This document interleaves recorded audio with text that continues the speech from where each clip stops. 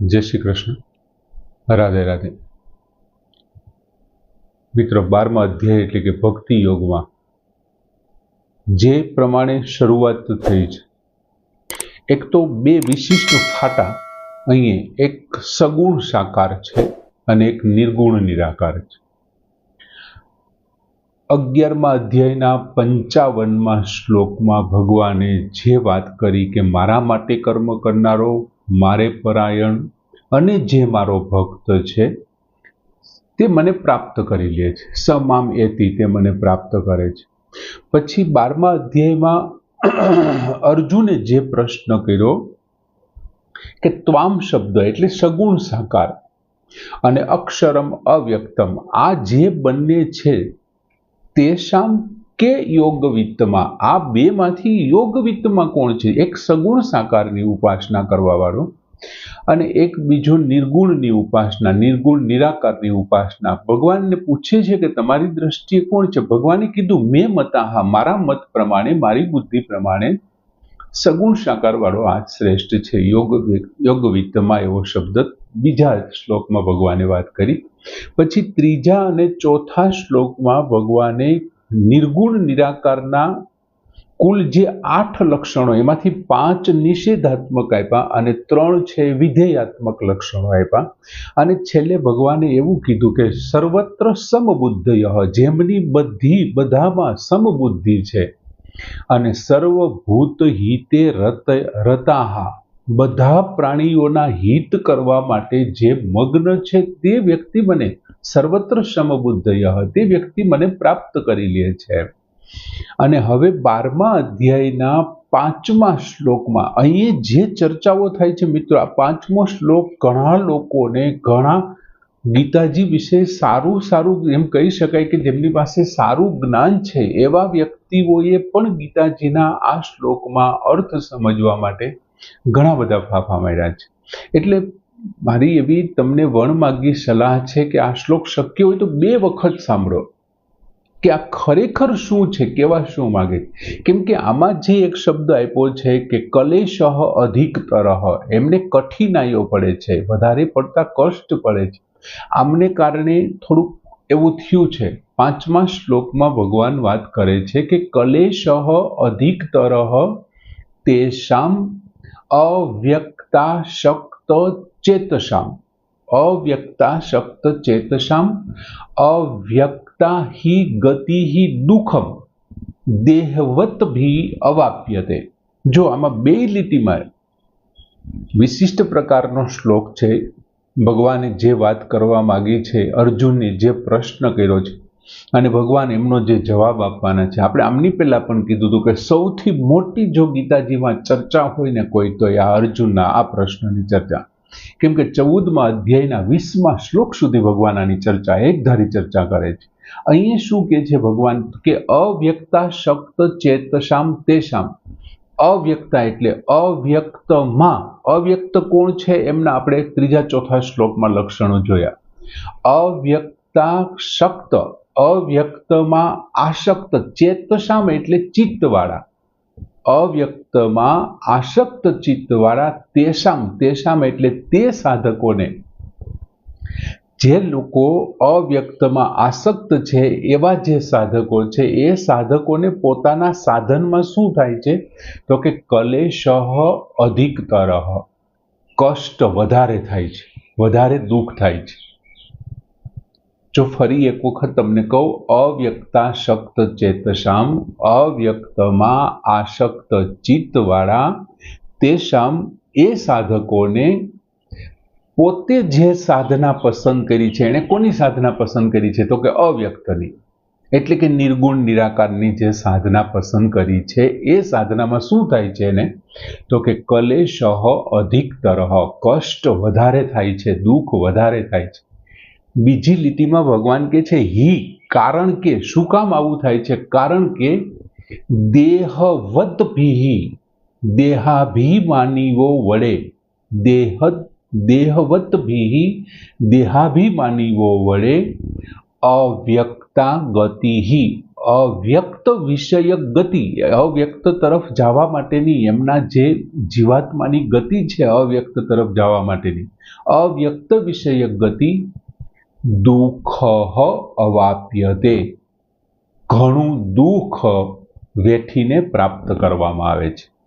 એમને જે આ ગતિ પ્રાપ્ત થાય છે, અવ્યક્ત તરફ ગતિ મળે છે દેહાભિમાનીઓને, એમને અવ્યક્ત વિષયક ગતિ છે એ શું થાય છે તો કે દુઃખમ અવાપ્યતે, દુઃખપૂર્વક પ્રાપ્ત થાય છે અથવા ખૂબ દુઃખ વેઠીને એમને મળે છે.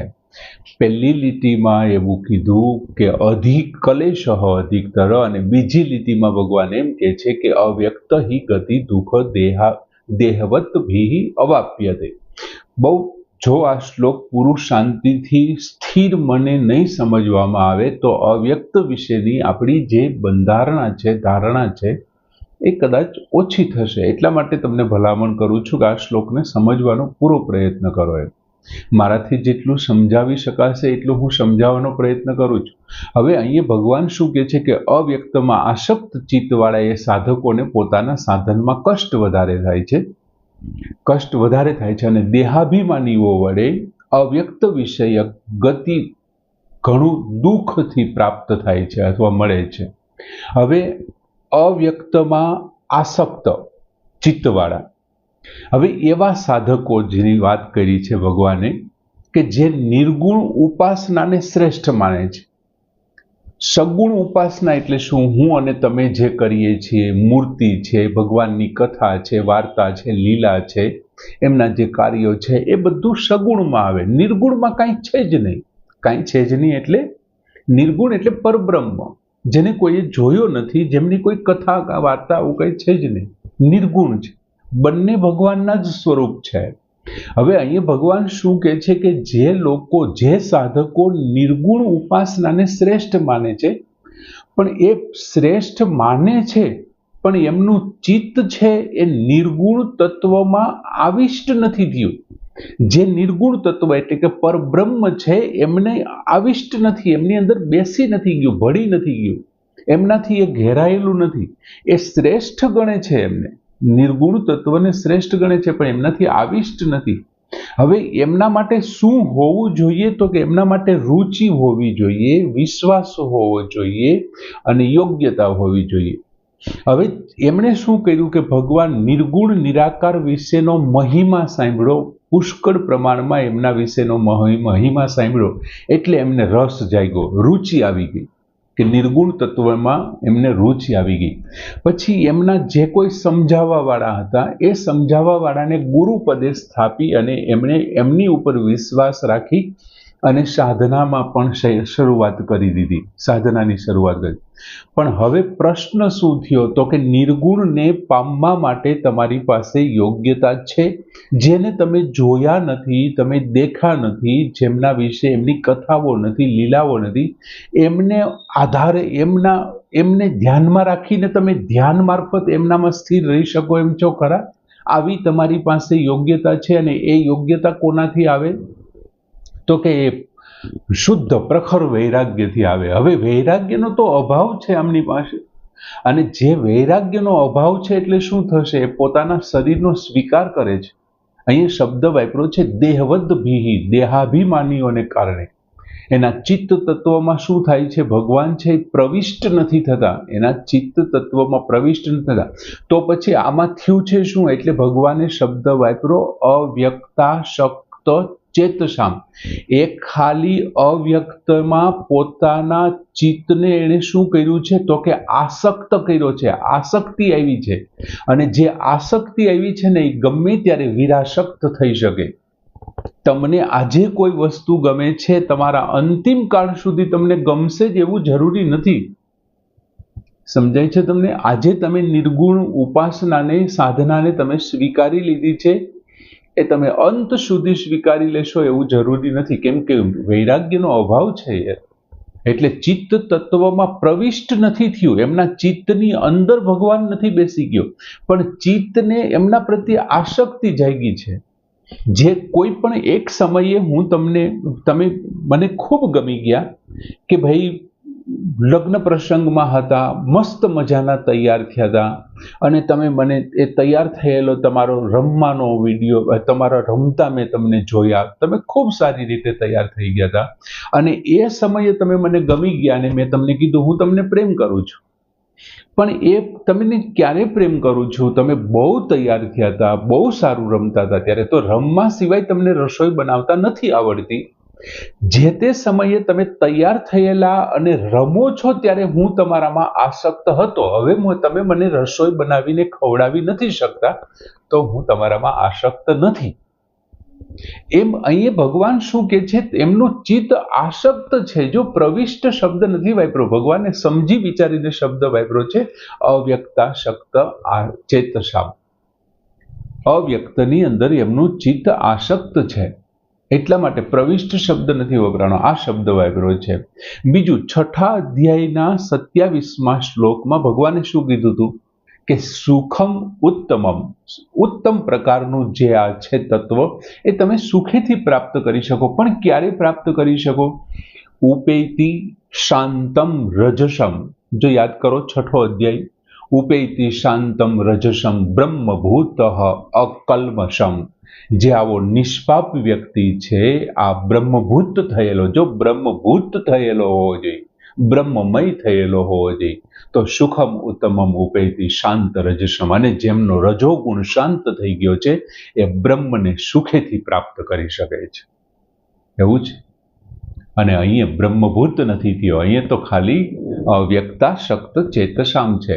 અને જે ખાલી અવ્યક્તા શક્ત ચેતસામ છે, એટલા માટે અહીંયા ભગવાને શું કીધું? કલેશ અધિકતર. એમને વધારે દુઃખ થશે સાધનામાં, કેમ કે એનું મન વટકશે, એમનું ચિત્ત વટકશે, અંતઃકરણ લાગશે નહીં. દેહાભિમાની છે ને, શરીરનો સ્વીકાર કરવા વાળો છે, એટલા માટે નિર્ગુણમાં સંપૂર્ણ તલ્લીન નહીં થઈ શકે. અને જ્યાં સુધી સંપૂર્ણ તલ્લીનતા ન આવે ને, ત્યાં સુધી એ તમને થાક લગાડે. એક વર્ષનું બાળક અને એક 70 વર્ષનો, બે જણા બસની મુસાફરી 100 કિલોમીટર કરે, અને 100 કિલોમીટર પૂરું થાય ને ત્યારે 1 વર્ષનું બાળક રમતું હશે, હસતું હશે, દાંત કાઢતું હશે. 70 વર્ષના વૃદ્ધને થાક લાગ્યો હશે. શું કામે? કેમ કે બસ આગળ જતી હતી ને ત્યારે વૃદ્ધ છે ને હાથનો ટેકો લઈને બળ કરીને પાછળ ધક્કો મારતો હતો. આમ પડતી હતી ત્યારે વૃદ્ધ આમ થતો હતો, આ બાજુ બસ નમતી હતી ત્યારે વૃદ્ધ, એને હંમેશા લયબદ્ધ મુસાફરી નથી કરી, એ બસની વિરુદ્ધ જ ચાલ્યો છે. શું કામ? તો કે તલ્લીન નહોતો. અને પેલું 1 વર્ષનું બાળક હતું ને, એ બસની સાથે તલ્લીન, બસ આ બાજુ જાય તો એ બાજુ, આ બાજુ જાય તો એ બાજુ, એટલે એમને મજા આવતી હતી, એનો થાક નથી. એમ ભગવાન કહે છે કે અહીંયા તું માત્ર આસક્ત છો ને, એટલા માટે કલેશ અધિક, વધારે પડતું દુઃખ થશે. એટલા માટે અહીંયા ભગવાને આવિષ્ટ શબ્દને બદલે આસક્ત શબ્દ વાપર્યો છે. આસક્ત ચિત્તવાળા, તમારા ચિત્તમાં ભગવાન બેસવો જોઈએ. એ પરબ્રહ્મ, એ અવ્યક્ત, એ અક્ષર છે, બેસવો જોઈએ. તેમની આસક્તિ શેમાં છે? તો કે દેહવત ભીહી, દેહમાં આસક્તિ હોય છે, શરીરમાં આસક્તિ છે. અને અવ્યક્તનો મહિમા સાંભળીને શું કરે છે? નિર્ગુણમાં આસક્ત થાય છે, નિર્ગુણની અંદર આસક્ત થાય છે. આના કરતા તો આ સારું. 13મા અધ્યાયના 5મા શ્લોકમાં ભગવાને અવ્યક્તને પ્રકૃતિ સાથે સરખાવી છે. 13મા અધ્યાય વખતે આપણે જોઈશું, પણ અહીં એક ચોખવટ કરવી પડે એમ છે. 13મા અધ્યાયના 5મા શ્લોકમાં ભગવાને અવ્યક્ત એટલે પ્રકૃતિ કીધી છે, પણ અહીં અવ્યક્તનો અર્થ નિર્ગુણ નિરાકાર થાય છે. પ્રકૃતિ એવો કોઈ કાળે નથી થવાનો, નથી લેવાનો. નહીતર તો શું છે, તો પછી જો દેહવદભી શબ્દ સાચો પડે કે દેહાભિમાન છે, અવ્યક્ત એટલે પ્રકૃતિ, તો પ્રકૃતિ એટલે શરીર, તો દેહમાં તો આ શક્તિ બતાવી, તો ભગવાન અવ્યક્ત મળવો જોઈએ. પણ અહીં પ્રકૃતિની વાત નથી. આપણને ખબર કેમ પડે અહીં એની વાત નથી? તો યાદ કરીએ આપણે કે 11મા અધ્યાયનો આપણો પહેલો શ્લોક, એમાં અર્જુને પ્રશ્ન કર્યો, ત્યાં ત્વામ શબ્દ વાપર્યો. ત્વામ એટલે સગુણ સાકાર છે, અને ત્યાર પછી અવ્યક્ત એટલે નિર્ગુણ નિરાકાર છે. અને એમનો જવાબ આપવા માટે તો ભગવાને આ શબ્દો મૂક્યા છે. એટલા માટે અહીંયા પણ અવ્યક્ત એટલે નિર્ગુણ નિરાકાર જ છે. નિર્ગુણની જ વાત છે, પ્રકૃતિની વાત છે નહીં. નિર્ગુણ નિરાકારના સ્વરૂપના અર્થમાં જ અહીંયા શબ્દ વપરાણો છે. બીજું 9મા અધ્યાયમાં આપણે એક વખત જોયું હતું, 9મા અધ્યાયના 3જા કે 4થા શ્લોકમાં આપણે જોયું હતું કે અવ્યક્ત મૂર્તિના એટલે સગુણ નિરાકાર. અવ્યક્ત, જો અવ્યક્ત તો છે પણ મૂર્તિના તો સગુણ છે અને નિરાકાર છે એવા અર્થમાં આપણે જોયું હતું. નિર્ગુણ સાકાર, સગુણ નિરાકાર, એમાં સગુણ નિરાકારમાં અવ્યક્ત મૂર્તિના શબ્દ વાપર્યું હતું. તો અહીં તેવો અર્થ આપણને એમ થાય તો અહીં કેમ એવો અર્થ ન લઈ શકાય સગુણ? તો કે એટલા માટે લઈ ન શકાય કે ભગવાન અર્જુને ત્વામ શબ્દ પહેલા શ્લોકમાં મૂક્યો 12મા અધ્યાયમાં, તો ત્વામ શબ્દ મૂકીને એમનો અર્થ સગુણ સાકાર કર્યો હતો. તો પછી અવ્યક્ત અક્ષર શબ્દ, તો અક્ષર એટલે એ જ છે ને, નિર્ગુણ નિરાકાર છે અક્ષર શબ્દ, એટલે અક્ષર એટલે અર્જુને એક વખત પ્રશ્ન કર્યો હતો કે આ બ્રહ્મ શું છે? ત્યારે ભગવાને શું જવાબ આવ્યો હતો? 8મા અધ્યાયમાં ભગવાને જવાબ આપ્યો હતો કે પરમ અક્ષર આ બ્રહ્મ છે, અને પરમ અક્ષર જો બ્રહ્મ છે તો એ નિર્ગુણ નિરાકાર જ છે, અને ત્યાં અક્ષર એટલે એ નિર્ગુણ નિરાકાર છે.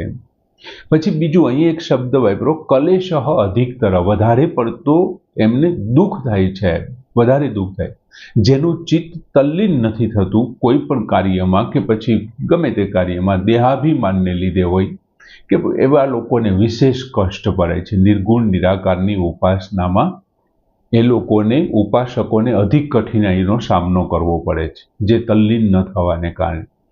હવે એક બાજુ આવી સગુણ ઉપાસના અને બીજી બાજુ આવી નિર્ગુણ નિરાકાર ઉપાસના. સગુણ સાકારની ઉપાસના કરવી, એમાં તમે જે કોઈ અવતારવાળા ભગવાનને ગણો છો, તે પછી કૃષ્ણ ગણો, રામ ગણો, XYZ તમારા જે ઈષ્ટદેવ છે એ સગુણ સાકાર સ્વરૂપ છે. નિર્ગુણ નિરાકાર એટલે પરબ્રહ્મ છે, જે અવ્યક્ત છે, અક્ષર છે, અચલ છે, નિત્ય છે, એ બધા નિર્ગુણ નિરાકારના લક્ષણો આપણે 3જા 4થા શ્લોકમાં એ જોયું હતું એમ. હવે સગુણ ઉપાસના છે ને સરળ છે, સહેલી છે. શું કામ સરળ છે, સહેલી? તો કે એમનું ચિંતન જે કરવું હોય, એક તો શું છે કે મન અને ઇન્દ્રિયો એ ભગવાનના સ્વરૂપને જુએ છે. મન ઇન્દ્રિયો મારફત ભગવાનનું સ્વરૂપ જુએ, ભગવાનની લીલા છે એમને જોવે, સાંભળે, ભગવાનની કથાઓ. આ ઉપરાંત ભગવત સેવાથી એ શું કરે, સરળતાથી એમની મન અને ઇન્દ્રિયો ભગવાનમાં લાગી જાય અને સાંસારિક ચિંતન નથી થતું.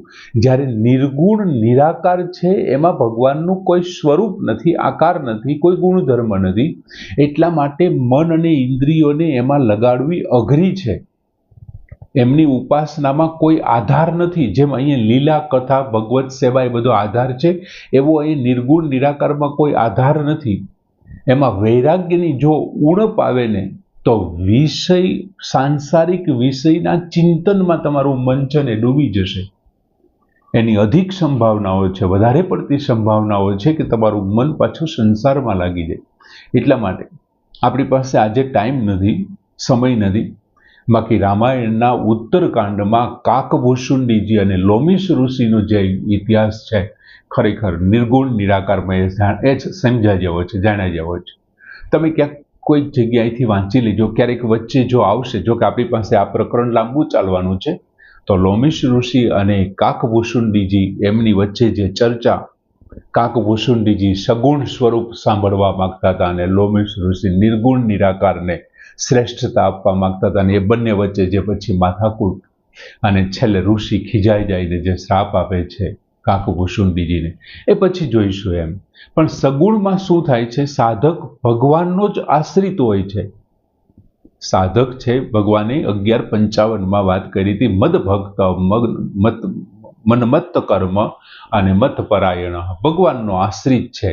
જેમ કોઈ બિલાડીનું બચ્ચું હોય એ સંપૂર્ણપણે એની માને આશ્રિત છે, એનું ઉઠવું બીઠવું, ખાવું પીવું એવું બધું એમનું છે, એટલા માટે બિલાડી બધું એમનું કરે છે.